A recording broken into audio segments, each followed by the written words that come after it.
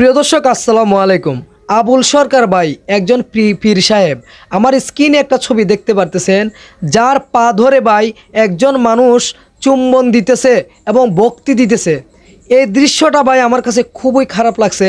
আপনাদের কাছে কেমন লাগছে জানি না, তাই ভাবলাম এই ভিডিওটা আপনাদের দেখাই এবং আপনারা কে কতটুকু ভালো বলেন, কে কতটুকু সঠিক মনে করেন অবশ্যই একটা কমেন্ট করে আমাকে জানাবেন।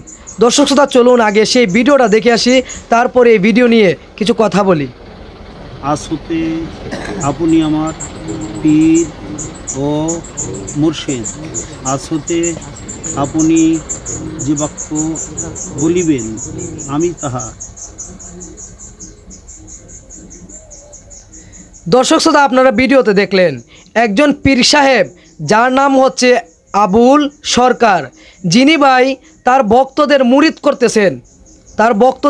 করতেছেন। মুরিদ করার পরে তিনি তাদের শপথ করাচ্ছেন যে বলো, আজ থেকে আমি যা বলবো আমার কথাগুলো শুনে শুনে চলবে এবং আমার কথা মতো চলবেন। এবং তার কথা শুনে সেই ভক্তগুলো সেম কাজ করতেছে। এই কাজটাকে আপনারা কতটুকু সঠিক মনে করেন ভাই? এই কাজটাকে কতটুকু যুক্তিসঙ্গত আপনারা মনে করেন? হ্যাঁ, বাংলাদেশে পীর সাহেব রয়েছেন, কিন্তু উনি যেইভাবে সেজদা করতেছে তার পায়ে ধরে, আপনারা দেখলেন। এইটাকে আমি ভালো মনে করি না, এবং ভালো দিক মনে করি না, যেই কারণে ভাই ভিডিওটা বানাতে বাধ্য হলাম। এই রকম পীর কি আসলে যুক্তিসঙ্গত পীর, সঠিক পীর? আপনারা কি মনে করেন ভাই?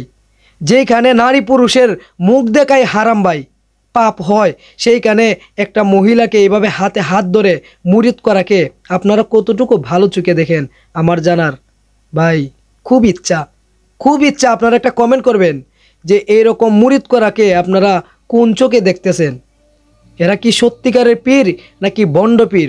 অবশ্যই আপনারা কমেন্ট করে মূল্যবান মতামত জানিয়ে দিবেন ভাই। আপনারা দেখলেন একজন পীর সাহেবের পায়ে এইভাবে তারা সেজদা করতেছে, ভক্তি দিতেছে। আমি যতটুকু জানি ভাই, যে আল্লাহকে ছাড়া কোনো মানুষকে এরকম সেজদা করাকে শিরিক বলে। এরা তো দেখতেছি ভাই সরাসরি শিরিক করতেছে। আপনারা কি বলেন? কারণ আমি তো কম বুঝি ভাই, ছোট মানুষ, বয়স কম, বুঝতে পারি কম, তাই আপনাদের কাছ থেকে বোঝার জন্য আমি এই ভিডিওটা আপলোড করতেছি।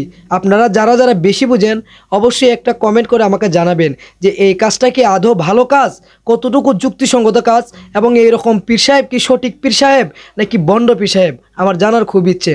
দর্শক শ্রোতা, যদি ভিডিওটি ভালো লাগে একটা শেয়ার দিবেন, অবশ্যই সঠিক তথ্য কমেন্ট করে আমাকে জানিয়ে দিবেন যেন আমিও শিখতে পারি। ভালো থাকবেন, সুস্থ থাকবেন, ধন্যবাদ।